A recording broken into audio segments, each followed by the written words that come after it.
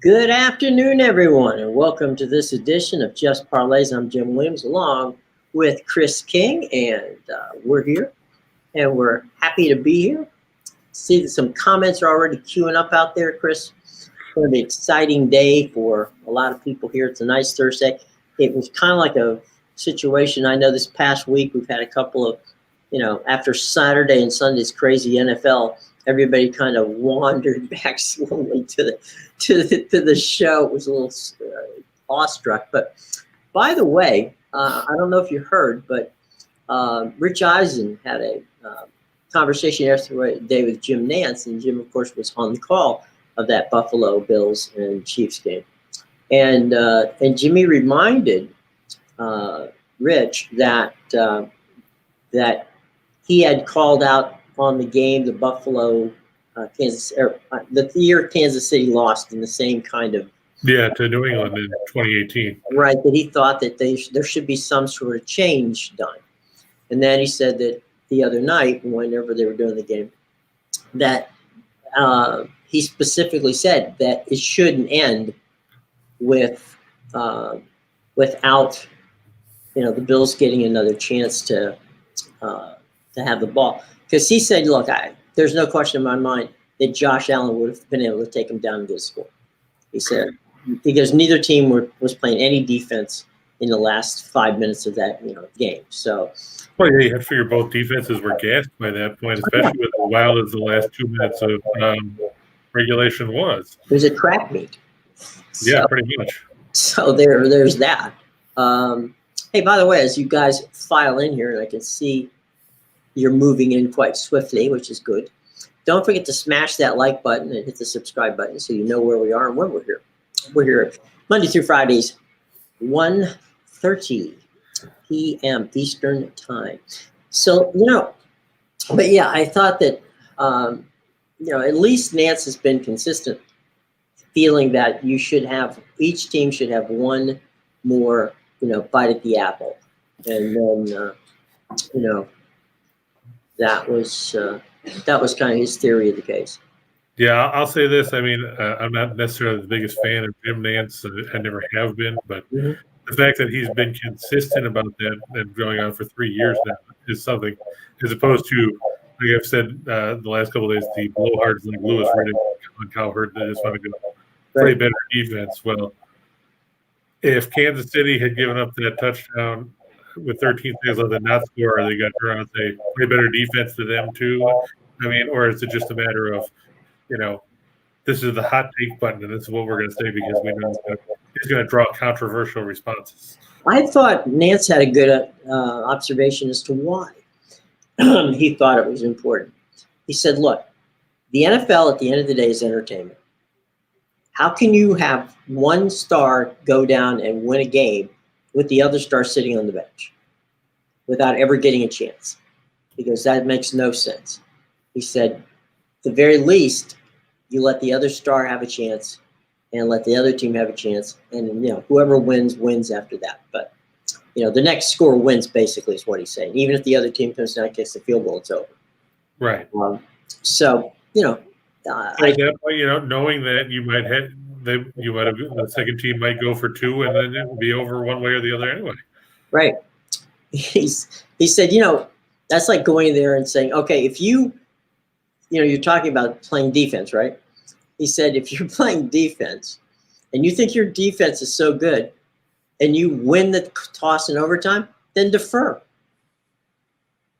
Yeah, that's never going to happen. No one's going to do that. He said, so clearly, because I don't want to, because whatever happened in the 60 minutes of play before, who cares? He said, you're worrying about this next, playoffs. And he said, only do it for the playoffs. Don't do it for the regular season. Oh, yeah. It doesn't matter if it's a 2-12 Jets team facing a 3-11 Jacksonville team in overtime. Nobody cares what happens in that. Even if it was Kansas City and Buffalo playing during the regular season. Sure. You'd let it go. Because look, in the NHL, they have the shootout situations if you go past that 5-minute overtime. But that it's different in playoffs. In playoffs, you have to score a goal to win. So and it's not 4-on-4 hockey; it's 5-on-5 hockey. So, Right. so yeah, they've changed the rules, and the rules I think pretty much everybody's happy with. But so it is what it is. But I just thought I'd mention to you that Jimmy was being very forthright in saying what's going on. He's also going to do something interesting. He will be, because CBS kicks off their golf coverage this week from Torrey Pines. This was always a great place to watch a golf tournament over just a little north of San Diego. Anyway, he'll be calling the action from Torrey Pines from the press box at Arrowhead Stadium in Kansas City. So that'll be interesting to see that as well. So if you're a golf fan and you're watching Jim, you'll be seeing a lot of Jimmy Nance this weekend, doing a lot of work from the booth at Arrowhead Stadium. Well, before we get started on our evening worth of college basketball, NBA, all 2 games of them, and the NHL, let's talk about, we got 2 really cool promotions. You talk about parlays, right? Here's 2 parlays you cannot miss. All right, here we go. So it's BetMGM, and they have a deal with us, special to those of you who are Winners and Whiners fans. Here's the deal. You head over to BetMGM Sportsbook, select a state which you're in, hit the register button, enter the verify your personal information. When asked to enter the promo code, now this is the important part because it doesn't work without it, video winners, when they ask for the prompt, then read the offer terms and conditions before setting up an account, finish the process, set up your new sportsbook account, make a deposit of at least $10, place your first real money wager on any sports market you choose, and then if your bet wins, your winnings and stake will be given to you just as usual. Should you bet and lose, not to worry. You're going to be given a free bet equal to the value of your stake. Now, that maximum goes all the way up to $1,000. Now, the free bet will be accepted, credited to your account within 24 hours, even if you wagered on it, you've wagered on finishing. But here's the key. This bet will expire 7 days after issued to your account, and you can't withdraw it for real cash. Okay, so the link to the offers in our show box below. You must be 21 years or older to play. It is available in Arizona, New Jersey, New York, Indiana, Colorado, Tennessee, West Virginia, Iowa, Virginia, Michigan, Pennsylvania, the District of Columbia, and Wyoming, if you're out there. And as we say always here, wager responsibly. Now, that's part 1 of our parlay bet. Part 2 is our buddies at Caesar Sportsbook. Now, they start off with their New York deal. And here's the deal. They're going to match up to $1,500 when you deposit $50 or more if you use the the promo code VIDEOWINNERS. Okay, that's VIDEOWINNERSCZR. Okay, and we have all of that information in the show box below. Now, there's a bonus thing here, and that is all the other states where Caesar Sportsbook is in, they're going to match you dollar for dollar up to $1,001. Okay, so all the information is in the show box below. Our parlay of the day is BetMGM and the Caesar Sportsbook. So from there we go to college basketball, where the Wisconsin Badgers are playing the Nebraska Cornhuskers out in the plains in Nebraska, as they like to call it. Obviously, we've faded the Cornhuskers a lot this season. There's good reason why. I mean, look at their record. They're 6-13. They haven't had a lot of success in the Big Ten either. When you break it down, they come into this one a dismal, that's right, 0-8 in conference play. Fred Hoiberg's team coming off a 78-71 loss at home to Indiana on Monday. They now have to face a Wisconsin team that's played some good basketball for Coach Greg Gard. The Badgers come in 15-3, so they were tripped up by Michigan State last Friday, 86-74 at the Kohl Center. But there's a big difference between talking about Michigan State and talking about Nebraska, Jim. Nebraska is just 6-7 at home this season to go along with their awesome 0-6 road record. Wisconsin 4-1 on the road. Their one road loss was that defeat to Ohio State last month, where they were rubbed out of the Value City Arena, 75-55. Wisconsin's going to ride Johnny Davis, 22.3 points, 7.4 points a game. He's probably a front runner for the Big Ten Player of the Year, along with Trace Jackson Davis from Indiana, Keegan Murray, and probably Cockburn from Illinois, provided he comes out of the concussion protocol soon. And Brad Davison, who I always talk about, is roughly 403 years old, because it seems like he's been in Wisconsin forever. We're looking at a Nebraska team that doesn't play defense. They're 348th in scoring defense this season, giving up 79.1 points a game. They're 265th in field goal percentage defense, 249th in three-point defense. They give up 9.5 threes a game, which is 347 in the country. They're 309th in three-point defense. If that wasn't bad enough, Nebraska, look at those numbers in Big Ten play. They're giving up 85 points a game. Opposing teams are shooting 49.9% from the field, 41.8% from three. Those numbers are all dead last in Big Ten conference play. Wisconsin is 5-0 in their last 5 as a road favorite, 5-0 in their last 5 on the road against teams that are losing home record. Nebraska 3-15 in the last 18 games. Thursday, it comes right down to it. You look at some of the games that Nebraska's lost in conference play. They lost at home by 35 to Michigan. They lost to Ohio State in overtime. They lost by 10 to Illinois. They lost by 7 to Indiana. You look at their road losses. They lost by 28 at Rutgers. They lost by 27 at Purdue. They lost by 12 at Michigan State. They lost by 31 on a neutral floor to Auburn in a non-conference tilt. This team is going nowhere fast. They were 5-2 since then. The Cornhuskers 1-11. Their only win in that stretch, an 88-74 win over Kennesaw State on December 22nd. And let me tell you, nobody's telling you that the Owls are going to be a massive contender for anything playing down there in the Atlantic Sun. I don't trust the Cornhuskers to save my life. I'm going to take Wisconsin -7.5. They should win this one by probably twice that if they even show up. Let's face it, Nebraska's terrible. They can't stop anybody. And giving up 85 points a game in Big Ten play and letting the opponent shoot 50% from the floor just about isn't going to get it done. Fred Hoiberg's got to get some players or he's going to be out of Lincoln in a hurry.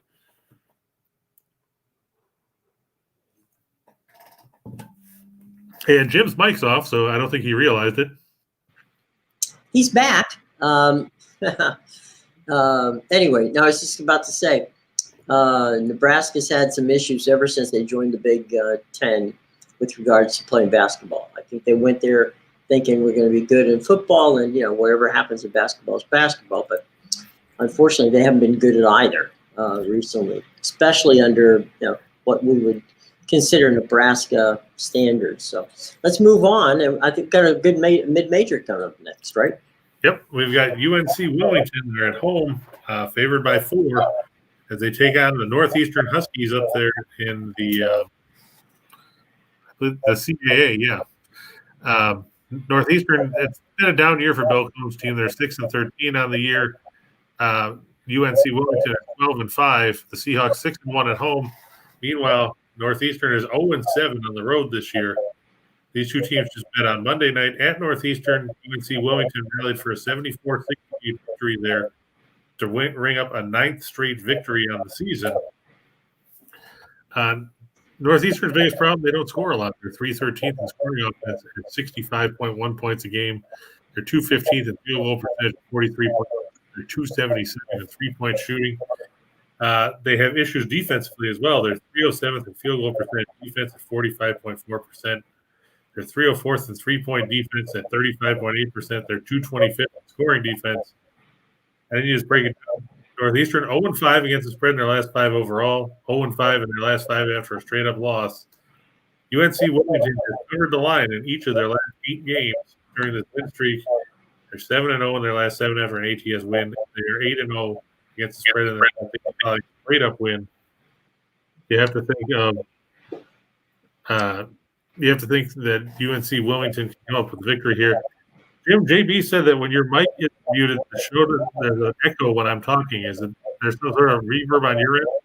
No, I don't. We had there was an area here where we've got we bring in extra sound, and sometimes it gets a little loopy, and so that's what I was trying to fix whenever I had my mic off, was the reverb coming back from another source. But thank you for troubleshooting it out there for us. We greatly appreciate it. Hey, is our buddy they're out there who went to the Caps game last night? Yep, Ryan's out there. Hey, Ryan, you got a good time there, buddy. Enjoyed the game, and your team won. So good for you. Yeah, that was one of the two hockey games that we missed yesterday. I mean, we've been on a roll this week. They're the only two we've missed this week. I think we're 14. Had 11. You had 11-0. Yeah. Hey, we got a like. Thank you. Greatly appreciate it. Come on, guys. You know, you're out there. We're working, trying to help you out. Help a brother out. Go over there. Let's see if we can get 10 likes in the next 10 minutes, okay? The challenge is out there. All right. Meanwhile, back at Wilmington and in Northeastern, Northeastern had a football team. Don Brown was their coach. Don, they decided to finish that off, and Don went over to become Jim Harbaugh's defensive coordinator at Michigan. And they're really known for hockey. That's their number one thing at Northeastern. And basketball, they've had some pretty decent teams, but it's been a while. So, all right, we're moving from here to the ice. Right, we're going to go back to Columbus. We talked about the Blue Jackets yesterday against the Flames, and let's face it, Columbus was scorched. They were beat 6-0 in a game where they gave up 62 shots on goal. Calgary set a franchise record in that game for shots. It was a rough night for the Blue Jackets. Now they got to play the second game of back-to-back and face the Rangers at the Nationwide Arena. The Rangers 28-11-4 this season. Columbus now 18-21-1. The Rangers 15-8-2 on the road. Blue Jackets 11-9-1 on home ice. It's going to be Igor Shesterkin, 24-2 with 207 goals against, a .937 save percentage, and 3 shutouts. Between the pipes for the Rangers, he's cemented himself as a Vezina candidate at this point of the season. Meanwhile, it's going to be Jonas Korpisalo, 4-8-0 with 396 goals against and an .881 percentage for Columbus. The Rangers 15th in the league in goals per game, 3 a night, but they're third in goals against. Meanwhile, Columbus 17th in goals per game, they're 30th in goals against. Only Arizona and Montreal are worse than them in that category this season. The Rangers are 11-1 in the last 12 when their opponent allowed 5 goals or more in their previous game. They're 6-1 in their last 7 against the Mid-Atlantic Division. The Rangers 17-4 in their last 21 against the Eastern Conference. Meanwhile, the Blue Jackets 0-5 in their last 5 as a home underdog and 0-4 in their last 4 at home. After the way they played last night, you can't put any faith in the Blue Jackets in the season. I look for the Rangers to sneak away with a comfortable victory to put themselves more solidly near the top of the Metropolitan Division. It's a crowded race up there with Pittsburgh and Washington and Carolina, all jammed up there within a couple of points of each other. Right. Picking up 2 points here would benefit the Rangers.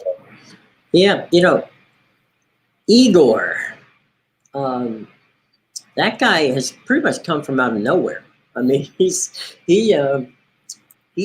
been very good for the Rangers over the past year and maybe a half.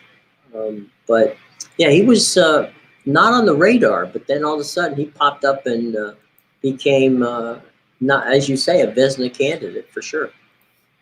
Yeah, I mean, well, before he was buried behind Lundqvist, and then Lundqvist had his health issues and everything else, and then went to Washington and didn't play. And now he's been able to take over the number 1 spot with Georgiev behind him because the Rangers a good 1-2 punch between the pipes. Mm-hmm. So there you go. All right, from goodbye Columbus, we're leaving, and we're going now over to. We are going to go to Montreal, the Bell Center. where the Anaheim Ducks are on the road to face the Canadiens. The Ducks 21-16-8. The Canadiens are 8-26-7. Montreal is just 5-10-1 on home ice this year. The Ducks 8-9-4 on the road. Of course, Anaheim coming off that 4-3 shootout loss last night at the Scotiabank Arena to the Maple Leafs. So they'll play the second game of back-to-back here, but there's really not much of a softer landing in the second game of back-to-back than playing Montreal. It'll be Anthony Stolarz, 6-5-1, a 266 goals against, a 919 save percentage, and 2 shutouts for Anaheim against Caden Primo, 4-1 with an ungodly 4.32 goals against and an 889 save percentage for the Canadiens. Montreal, they pulled the double here, Jim. They're last in the league in goals for, at 2.17 per game. They're last in goals against at 3.76. And on top of that, they only scored 2.06 goals per game at home. That all doesn't bode well. You're facing an Anaheim team that's 5-1 in their last 6 as a road favorite. They're 9-2 in their last as a favorite overall. They're 4-1 in their last 5 of the second game of a back-to-back situation. Meanwhile, Montreal 6-21 in their last 27 against Western Conference teams. 1-6 in their last 7 against the Pacific Division. And 0-6 in their last 6 playing on 2 days of rest. Let's face it, Montreal has done nothing, and they've done that well this season, but they haven't done anything when it comes to actually putting games in the win column. Even playing the second game of back-to-back and flying in for the short trip from Toronto to Montreal, I'm going to take the Ducks over the Canadiens, who have been ridiculously bad when it comes to trying to put teams away this season. Well, Anaheim can leave Montreal tonight with a win, and they can stop by, pick up a little poutine if they like, and there's always good smoked meat in Montreal. And there's probably still some Tim Hortons there, even though that's true. They can go to Tim Hortons. So there's a ton of reasons for them to enjoy Montreal while they're there. And that's funny. The trip from Anaheim to Montreal is almost, not quite, almost as long as a trip from Miami to play against our buddy Bruce Boudreau up there in Vancouver. That's the longest trip in hockey here in North America. The second longest trip is Anaheim to Montreal, which is kind of equal to Tampa Bay going out to Seattle. Not Seattle, but Vancouver. So interesting little tidbits there. All right, so time to move over to the hardwood. We're going to the association. Yeah, don't worry. There's 2 games tonight, so we've got you covered with both of them. First, you've got the 76ers at home against the Lakers. The Lakers did get Anthony Davis back the other day, so it's a good boost for them. Unfortunately, that just means they've got 3 guys that want to shoot the ball every time that they're going down the floor. And until they've changed the league rules where there's more than one basketball, it's going to be a problem. Just taking a quick look here at the injury report to see if there's anything new to talk about on that front. The Lakers, let's see. Davis is probable. Sekou Doumbouya is down in the G League. So is Mason Jones. Kendrick Nunn out with a bone bruise in his knee. For the Sixers, Seth Curry won't play with a sore ankle. Danny Green is questionable. Shake Milton is out again with a back issue. And we don't need to talk about this. The Lakers reached the 500 mark with that win over the Nets the other night, the 76ers 28-19. Philadelphia, we talked about this the other day, Jim. They're struggling at home, which makes no sense. They're only 11-10. Meanwhile, the Lakers 9-12 as the road team. Big issue for the Lakers on the defensive end of the floor. They're 26th in scoring defense at 12.3 points per game. They're 26th in rebounds allowed per game, and they're 15th in field goal percentage defense. Meanwhile, you're facing a Philadelphia team that, while they've struggled offensively, they're good on defense. They're 8th in scoring defense at 105.7 points a night, 13th in field goal percentage defense, 13th in three-point defense. The Lakers 6-14 against the spread in their last 20 against teams with a winning record. They are 7-20 in their last 27 after an ATS win. They're 0-4 against the spread in their last 4 on Thursday. Meanwhile, Philadelphia 6-0 in their last 6 after an ATS loss. 8-2 in their last 10 after allowing 100 points or more. And the Lakers is 1-5 against the spread in the last 6 meetings between these teams. You have to lean towards Philadelphia getting the win here. Davis is still going to knock some rust off playing one game doesn't mean that you're back to full speed. I think that Embiid is going to cause issues for the Lakers, and they'll get the win at home. If this game were being played at the arena formerly known as Staples Center, it might be different because, of course, yesterday was the anniversary of the death of Kobe Bryant. So the really amped up passion that Laker fans and basketball in general has for Kobe, that might have propelled the Lakers by the Sixers. But on the road, ironically, in Kobe's hometown, which is right. It's we'll see. I mean, they're just not, the Lakers aren't the Lakers this year. The Lakers we normally see. So we'll see how the Sixers and the Lakers go. And it looks like Philly's got a better chance of winning this one than does the Lakers. But when they get back to LA, no doubt they definitely will celebrate the life of Kobe Bryant when they get back.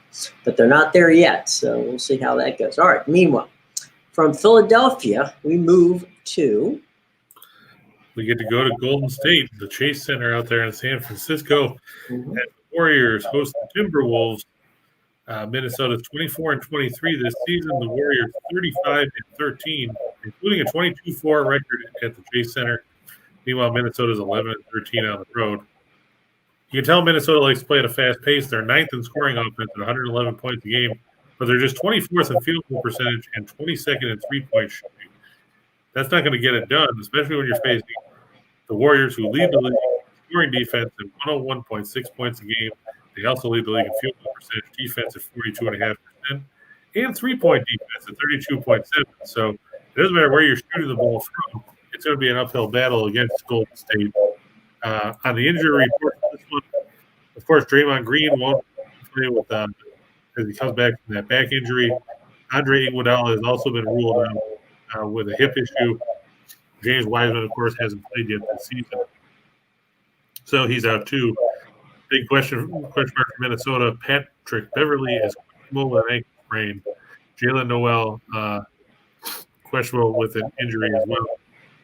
McKinley Wright is down with the G League, so he won't play tonight. Not that that's a big factor. Minnesota is 0-4 against the spread in their last four after a straight-up win. 0-4 in their last four in one day of rest. 0-5 against the spread in their last five on the road. Meanwhile, you're facing Golden State team that is 22-8-2 in their last 32 at home, 28-2 in their last 30 as a home favorite, and Minnesota is 0-4 in the last four meetings between the teams at Golden State. You have to think the Warriors can come up with a victory at home to win the win. Before we get to two for the money, by the way, Chris, you have a saying you like to talk about, and that is sometimes they're having such a bad night they couldn't hit they couldn't hit water from on the boat. So at the Chase Center, which is not far from the waterfront, maybe you never know that Minnesota might be able to hit the bay from the parking lot, but they're not going to be able to do it from inside.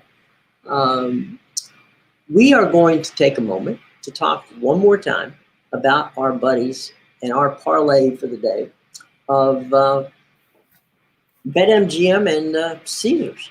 Now, as we said before, we don't have just one. We got two deals going for you. And that is, let's start with Caesars. We'll work our way back. Caesars Sportsbook, New York, has a big deal. They're going to match you up to $1,500 when you deposit $50 or more. Use the bonus code, and there you see it right there. And all the information on the show box below will get you all the deals that you have to make there. So it's very simple. You just they're going to match up to $1,500 when you deposit $50 or more in the state of New York. Now, outside of the state of New York, again, you can use that same bonus code. All the other states, they're going to match $1,001 for every bet you make for the first time you ever use Caesars Sports app or the Caesars Sportsbook online. Okay.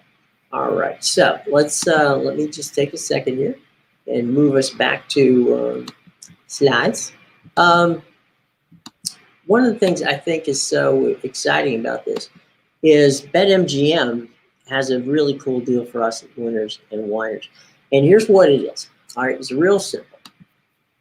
What you do is you head over to BetMGM Sportsbook, select the state that you're in, hit the register button, enter and verify your personal information when you're asked to. Always enter your promo code, which of course for us at Winners and Whiners is Video Winners. And then you read the offer terms and conditions before setting up an account, finish the process, set it up, and your new sportsbook account. Then you make a deposit of at least $10, okay? Place your first real money wager on any market that you're interested in. If your bet wins, your winnings are and stake will be given to you as usual. Should the bet lose, you'll be given a free bet equal to the value of your stake. The maximum amount of this offer is $1,000. The free bet will be accredited to your account within 24 hours of the time that you finish wagering. This bet will expire in 7 days after being issued to your account and cannot be withdrawn for cash. Now, the link is in our show box below. You must be 21 or older to participate. It's available in Arizona, New Jersey, New York, Indiana, Colorado, Tennessee, West Virginia, Iowa, Virginia, Michigan, Pennsylvania, the District of Columbia, Wyoming. And as we say, always wager responsibly, okay? And so now let's go for 2 for the money. Here we go. 2 for the money. Right. I like Loyola Chicago over Southern Illinois on the road. Obviously, the Ramblers played some pretty good basketball this season. Everybody knows that they're a force to be reckoned with. In the Missouri Valley Conference this season, the two teams just met the other day, with Loyola Chicago winning 59-47 on Tuesday. I don't expect a big difference here going on the road. I know that Southern Illinois is a better team at home than they are as the visitors, but the fact remains that they've lost 5 of their last 6 to fall to 500 on the year at 10-10. They're 3-5 in the conference. Look for Loyola Chicago to sweep the series and get the win there. Wisconsin, Nebraska, we've already talked about pretty well. I mean, what else can we say about Nebraska other than they're terrible? Wisconsin should take care of business there pretty easily. I just don't have no faith in a Nebraska team that's giving up 85 points a night in conference play. Then we've got the Rangers. You can either take the money line, which is minus 215, or the puck line, minus 1.5, which goes at plus 120. Columbus gave up 62 shots on that night to the Flames. They were beaten by the time the opening faceoff happened. It was a 6-0 game. Probably could have been 10-0 if Calgary had a little bit better luck. Columbus is just terrible right now. They haven't figured anything out. They've fallen apart, and they're faded right off the map as far as the wild card race goes, because they're not going to get one of those 3 guaranteed spots out of the Metropolitan Division. And finally, Golden State minus 6 over Minnesota. We talked about how Minnesota has struggled to cover games on the road, and Golden State's very good at home. You have to think that the Warriors will get the victory there to improve to 23-4 center on the season. Yep, no doubt about it. The Warriors are good, and Minnesota, not so bad, but not good enough. All right, we had 2 for the money. Let's play 4 for the show. Right. Like we said, UNC Wilmington minus 4 over Northeastern. They just won by 6 on the road against the Huskies. Now they're at home. They've won 9 in a row. I don't think there's anything to talk about that would change anybody's mind as to what's going to slow UNC Wilmington down. As long as they keep playing quality basketball, you can't go wrong with that. The next one's an interesting one from the Big Sky. Weber State, Colorado. It looks like a high number, I know. But Weber State comes in on 2 straight games where they scored 95 and 92 points, scored at least 84 points in 4 of their last 6. Meanwhile, Northern Colorado doesn't play defense, and they're coming off back-to-back games where they scored 87 points. They beat Idaho, and they beat Eastern Washington on the road. 4 of their last 5, they've scored at least 87.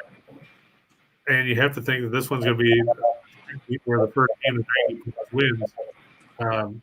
just to take a closer look, Weber State is in ranked number 47 in the nation in scoring offense at 77.9 points a game. Northern Colorado is a healthy 66. They average 76.6 points a game. If you like points, the game for you, because Northern Colorado doesn't stop anybody. They're 321st in scoring defense. They don't stop anyone from shooting the ball. They give more than 62 field goals to the game, which is a lot in college, given the way that you like to believe the clock. That one goes over 158. Pittsburgh over the Kraken. We talked about how the Penguins are rolling right now. Seattle, not so much. Tristan Jerry should get the start against everybody's favorite whipping post late. Philippe Grubauer is supposed to be in the pipes for the Kraken again. He's 10-16-4 with an 883 percentage and 328 goals against. Tristan Jerry, 23-7-4, a 212 goals against, and a 926 save percentage.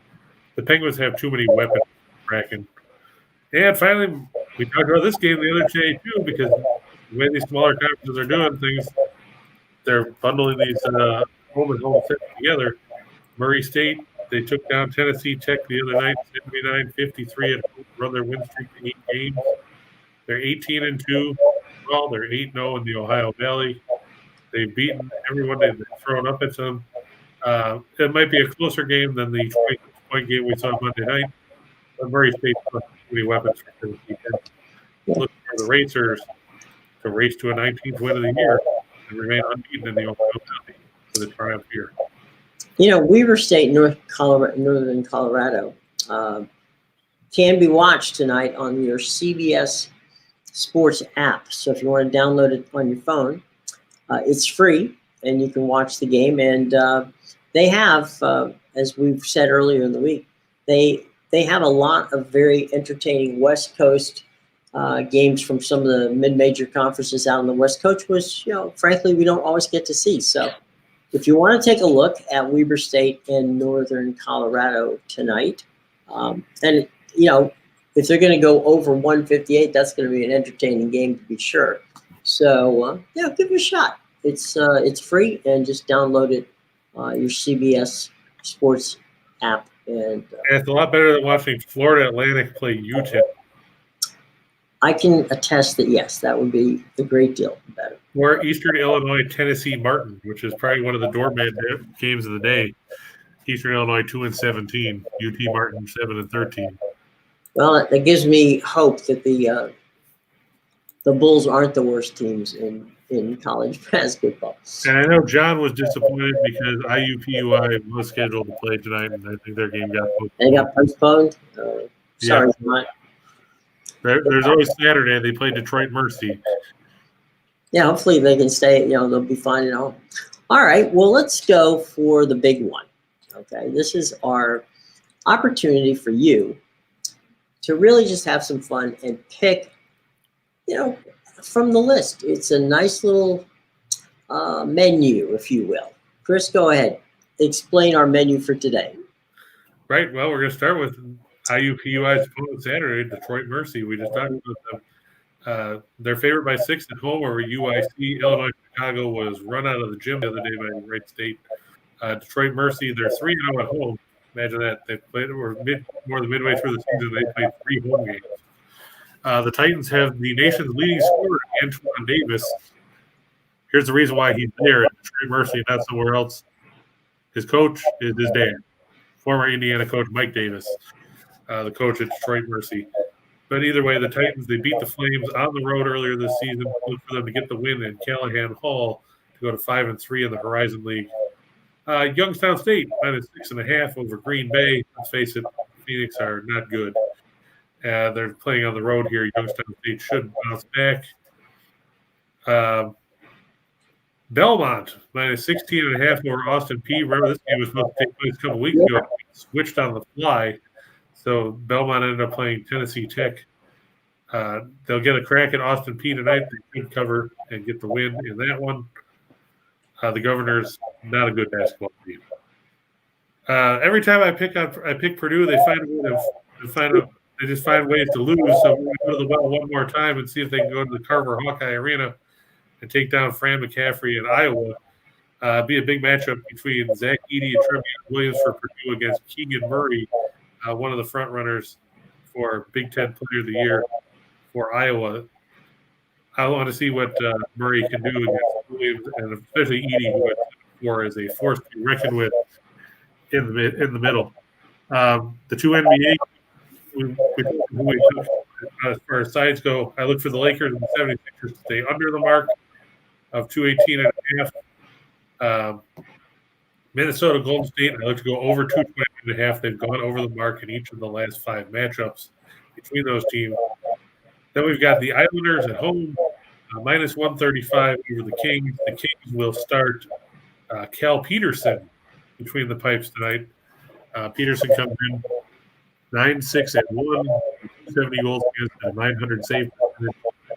It's expected to be Semyon Varlamov, 3-7-1, the 265 against a 914 save. However, it would not surprise me if Barry Trotz went back and put Sorokin between the pipes instead, given the way that he's performed lately and the run that the Islanders have had with him in net. The Lightning over the Devils. I didn't put the money line up on this because it's ugly. In case you're wondering, it goes off right now at Tampa Bay, minus 350. New Jersey is going off at plus 270. And I know the Devils were the first meeting this season. That doesn't mean a whole lot. It was a long time ago. The big thing that people are talking about, too, is you could run the over here because the first game was a 5-3 game. And, Tampa Bay loves to score goals. It'll be John Gillies 1-3-1 with a 303 goals against a 905 save percentage between the pipes for New Jersey. Andre Vasilevsky 23-7-3, 225 goals against 921 save percentage for Tampa Bay. They're playing at the Omni Arena. Tampa Bay gets the win in that contest. Carolina minus 1.5 over Ottawa. That game coming to you from the Canadian Tire Center in Ottawa. Again, the money line on that is ugly. It's Carolina going at minus 240, Ottawa at plus 190. I like the Hurricanes. It'll be Frederick 22-6-2 against 927 save percent. And Matt Murray for the Senators, he's 3-6-1 with a 305 goals against 904 save percent and 1 shutout. And finally, this one was tough, but Edmonton, they seem to manage to actually win a couple games of late. I look at them minus 110 at home at the arena against Nashville. The Predators have been down of late. Look for them to come up with a win. John, laying such a high number with Belmont, sometimes it would, but we're talking about an Austin Peay team that isn't all that great. You look at the numbers put up this season. They come in 5-10. They haven't beaten anybody in substance. Their best win, their best win was Dayton back in November. But 2 of their 5 wins are against non-Division I. And like we said, back when this game was originally 2 weeks ago, they had pulled off the geographical bonus of losing to North and South Florida in back games. Unfortunately, they didn't get UCF in there. That would have been interesting. But Belmont, Belmont's got a good basketball team, and outside of that whipping they took on Murray State, they've been in a lot of games. They just destroyed Eastern Illinois by 34 on Monday. They beat Tennessee Tech by 15 before that. They beat UT Martin by 26. They beat South Missouri State by 40. The Bruins are a good basketball team. They got a lot of experience. I don't think that Austin Peay should give too much trouble, even with this game coming to you from Austin Peay at the the Winfield Dunn Center. I still think that Belmont should cover that one. They just got too much experience in their rotation. Chris, you mentioned Detroit Mercy and the coach-son relationship there. In college basketball, you really do see that, more often than you do in other sports. But I'm often reminded of the late Al McGuire, who, when he was coaching at Marquette, his son, Allie, played for him. And a couple of the players on the team came up to him and said, "Look, Coach, I'm as good as your son." And so he looked at both of them. He pointed to his wife in the stands and said, "Until you're better than him, he's going to start." So there you go. There's all kinds of family dynamics that go into sports. That's just one of them. So, but it looks like he's got a good. His son's playing pretty well up there at Detroit Mercy. Yeah, like I said, he leads the nation in scoring this year. He was in the top 5, I think, last year. I mean, he's got a lot of talent. I mean, I'm not going to take that away from him. Could he have played at a bigger school? Probably. Would he get as many opportunities? Probably not. Right. But it's good that it's good for sometimes these smaller schools to get a player like that because it helps with recruiting because you can say we turned this kid into X as opposed to this kid went and sat on the bench and played 3 minutes a game behind 19 other McDonald's All-Americans at Duke or look at Larry Bird. I mean, Larry Bird is a great example of going to a major program. He went to Indiana. He didn't like Bobby Knight. He left. Went to Indiana State. They didn't have any trouble taking him, and the rest is history. So yeah, sometimes it works out for a kid to either transfer to a smaller school or to just come there and say, you know what, I'd rather be a star in a mid-major conference where some people will see me than sitting on the bench, as the number 3 guard or forward, whatever, on a major college basketball team because your number doesn't always come up there as often. And James, Robert Morris, I don't know why you would want to look at Robert Morris and Milwaukee. It's a very narrow line between those two teams. I know Robert Morris is getting 2 points right now, playing at home. Apparently, Pat Baldwin's out again for Milwaukee. He came back for a little bit. They're also going to be minus Browning for the Panthers. This could be interesting. The big problem that I have is that it's not a big point total. And you look at some of the stats that back up Milwaukee. They're 22-4 in their last 26 after a double-digit loss at home. Robert Morris, they've hung tough in some games. They covered against Cleveland State, but before that, they were blown out by IPFW. It's just a nasty game to try to look at because there's not a whole lot to it. James likes Robert Morris, so you're alumni out there, James, out there at Moon Township, out by the airport in Pittsburgh. Yeah, I mean it's gonna be an interesting game. I mean, what concerns me is Robert Morris isn't good defensively by any stretch. I mean, Milwaukee's not a good offensive team either, but they did hang 89 on IUPUI and 88 on Oakland in that upset win. So I mean, Milwaukee can surprise you when they play good basketball. And it's always a scary proposition because they're one of those teams where you don't know which team's going to show up. They can lose by 50 to somebody, or they can turn out like they did. And when they burned me last week, and I said they would lose to Oakland, and then they turned around and beat it by double digits. Right. Teams like that are scary because you don't know what to expect. James, sometimes the best bet you make is the one you don't. And just so you know, Milwaukee beat Robert Morris by 8 at home back in December. With only a 2-point line, I'd probably lean towards Milwaukee if I had to make a choice. But if I had a choice altogether, I would stay away from it. There you go. Anybody else? Some final last call. Cal State Fullerton. Oh, God. Did I do this game for Winners and Whiners? I have to look and see who they played. I did so many games last night that I can't remember. Cal State Fullerton. Oh, no, they're playing UC Davis. That's right. Jim Less's team. You got to watch out for Jim Less and the Aggies. They're a pretty decent team.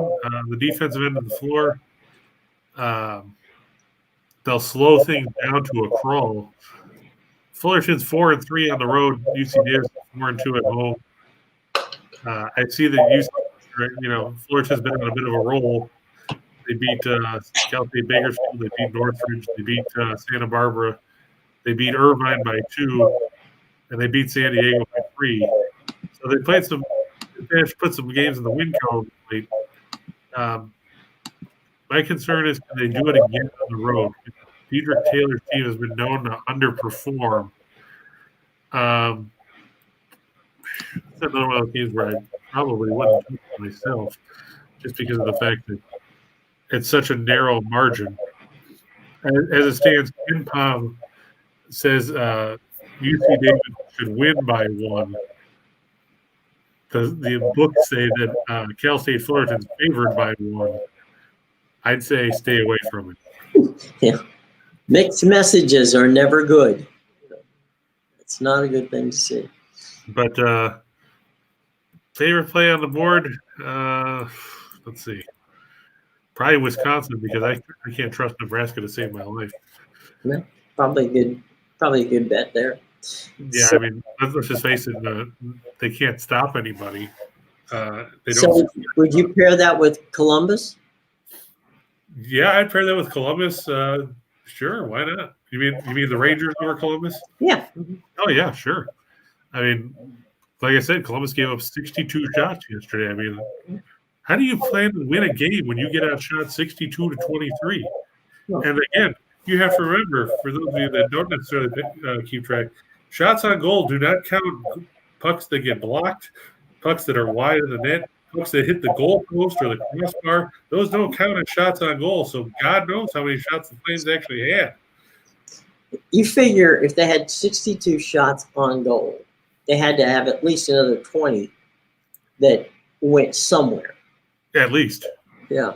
So if nothing else, they got to be arm weary as well as leg weary today, because the Gunners on that team, expelled a great deal of energy yesterday, smacking the puck at the other team's goal. So wild, totally wild.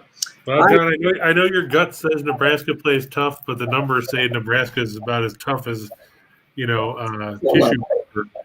Like I said, they give up 85 points a game in Big Ten play. Opponents shoot 49.9% from the field. They shoot 41.8% from 3.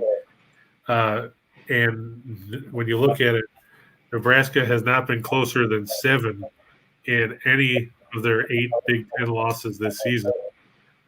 And that was just on Monday night against Indiana.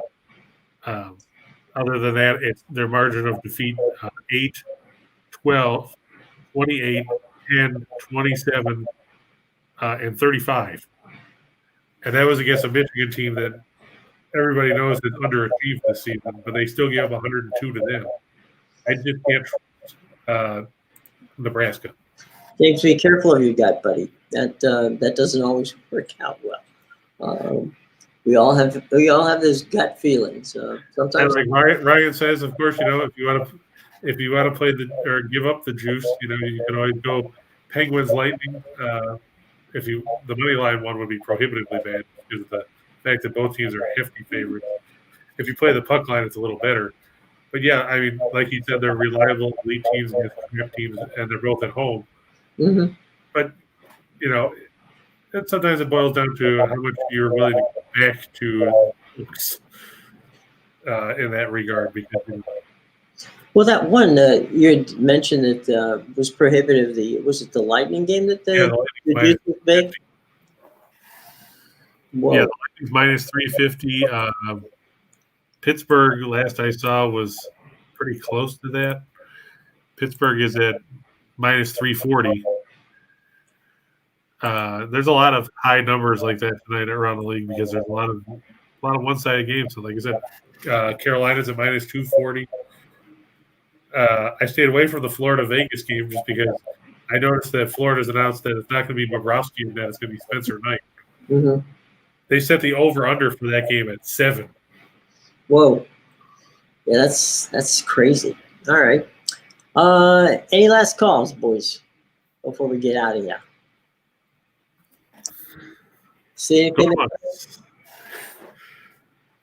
Going twice. Going twice. All right.